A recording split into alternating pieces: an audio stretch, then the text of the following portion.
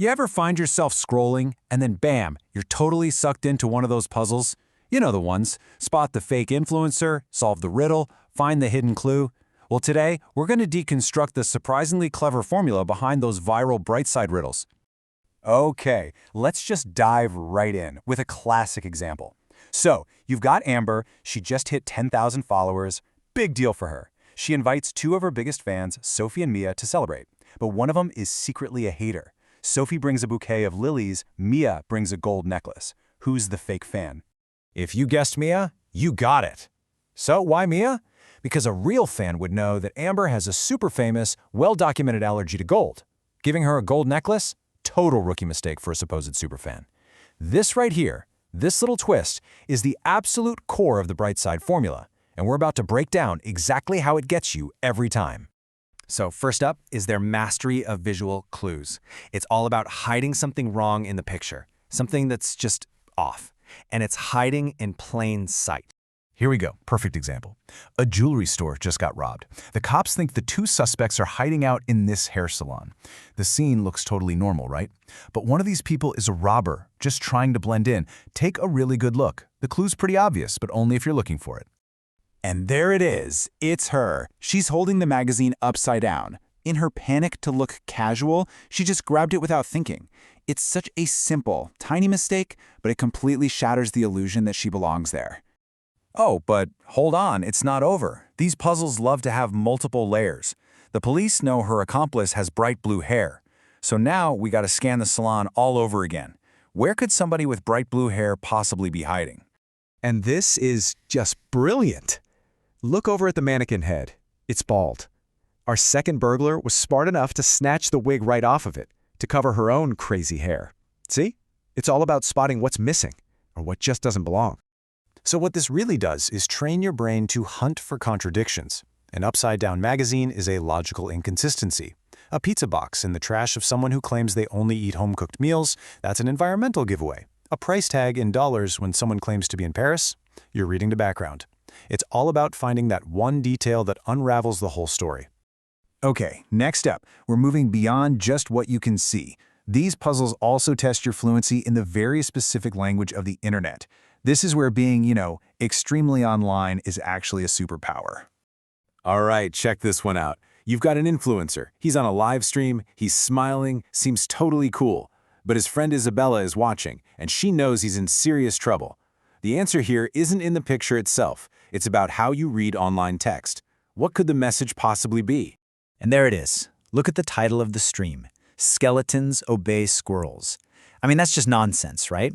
But take the first letter of each word. S-O-S. It's an acrostic. This is totally unsolvable unless you're used to looking for those kinds of hidden meanings in text online. It's a real digital literacy test. And this idea expands into emojis too, which are basically modern-day hieroglyphics. You see a croissant and a diamond, and your brain is supposed to jump to breakfast at Tiffany's. A single box emoji? Oh, that's got to be an unboxing video. It requires a very specific type of cultural knowledge to even play the game. And sometimes they just go for straight-up social media trivia. This is for the real diehards, knowing that Snapchat used to be called Peekaboo, or what AMA stands for. It's not just random knowledge. In the world of these puzzles, it makes you feel like an insider. You're part of the club. All right, on to the third key element. This is how they take classic logic puzzles, even math problems, and repackage them as these quick, super satisfying challenges that feel more like a game than, homework.